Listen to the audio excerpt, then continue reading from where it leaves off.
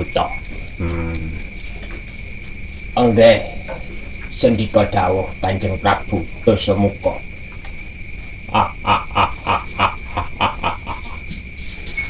Ingsun iki dina mrentahke marang sira lan sak bala pasukan sira supayane ingsun tenang olehku mboyong Dewi Sinta.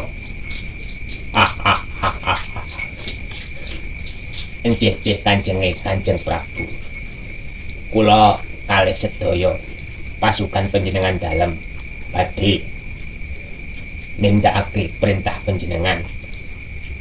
Ya, iki dina Dewi Sinta tak bopong tak boyong ana ing negara ingsun. Mula saka iku Patih Buta lan kabeh para prajurit lan para nayaka praja kang ngabdi marang ingsun kang jumeneng ratu. Tetepo manut apa sing ingsun kersake. Sendika Buta Cakil lan Buta Terong nggih sampun siap siaga. Enjing Kanjeng Prabu, panjenengan dalam mboten usah kuwatir, mboten usah duweni rasa sumelang. Kula tetep sak tak belan-belani nganti jiwa ragaku. Iki tetep bluncung panjenengan dalem. Ngono to, Buta Terong. Nggih. Kanjeng Prabu Dasamuka. Sebab pekiku tampan ana. Kula nggih minangkani prajurit Yaksa Buta kang duweni ndunjung dhuwur sedaya perintah panjenengan dalem kula badhe laksanakaken kanthi sing sak temen-temene. Ya. Aja nganti pasukane Rama Wijaya nganti tekan kene. Yen nganti tekan kene iso ora iso kudu dibereske lan kudu disirnakake yen nganti ngambah ngancik ana ing kedaulatane ingsun. Sendika dawuh ya welingku pesenku ya iku Patih Buta tak percayake kabeh keamanane ing kene iki marang sira.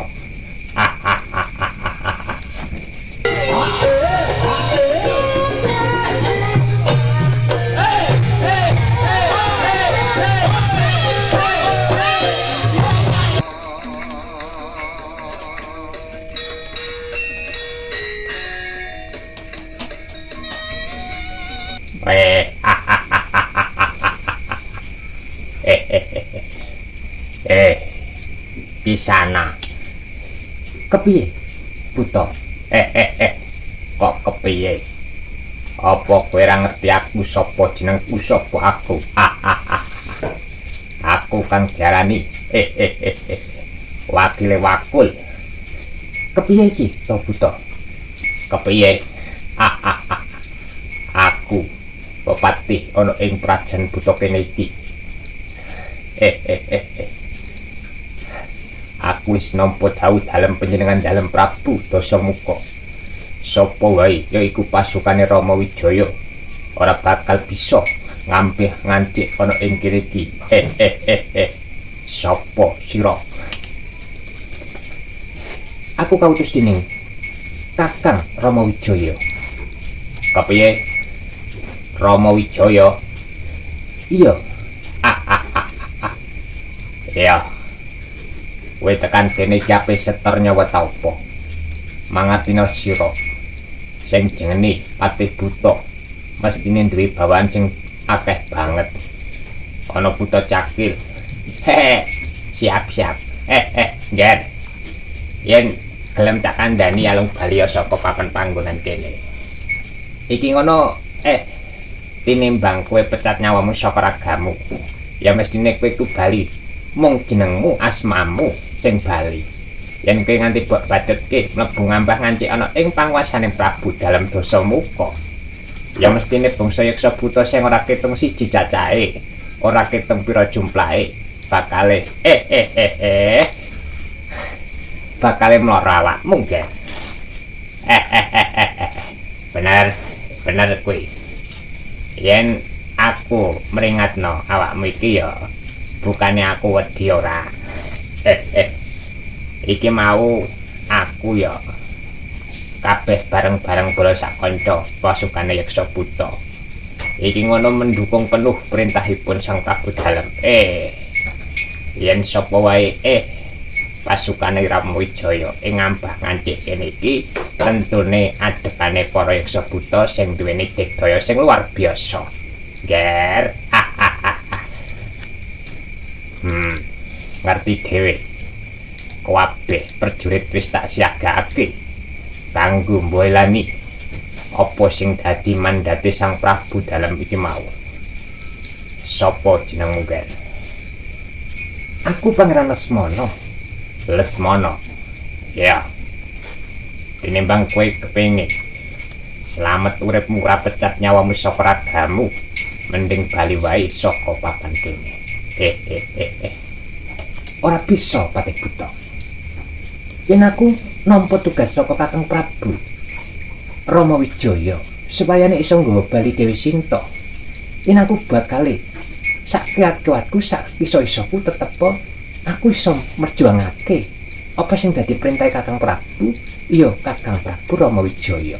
Mula saka iku senajan cacahe buta iki semene kae ora ketung siji loro telune, tapi nek aku duweni tekad bulet sing wis tak embah, wis tak niati saka atiku.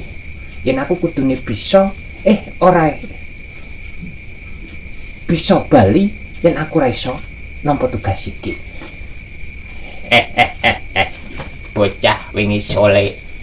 Kowe aja sembrono, kowe aja kemlinti. Kanjeng Patih. Kepiye? Yen musahe bocah bagus kaya kono kuwi. Awake dhewe iki kan bangsa buta yeksa. Tinimbang ora kena dikandhani nganti alus nganti sing sak bener-benere. Mongko kula saka iku awake dhewe kudune ngetokno kanuragan digdaya sing banget luar biasa sing iso mecapke nyawane saka ragane bocah ngono kae. Ya.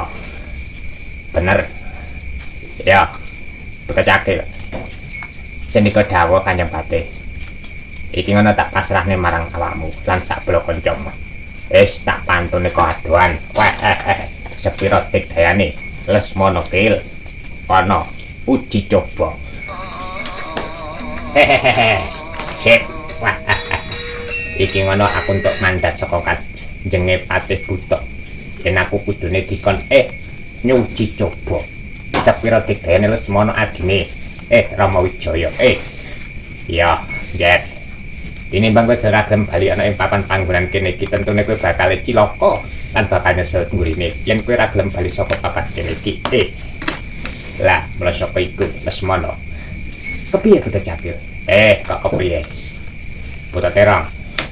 Kepiye, Kang? Siti atasi. Ya. Aku wis tau krungu kabar sing jenenge Lesmana iku ya jarene duweni digdaya Kang Buta Cakil. Yen ngono iso nampani ajiku iki ya tak anggap sakti mandraguna. Ya.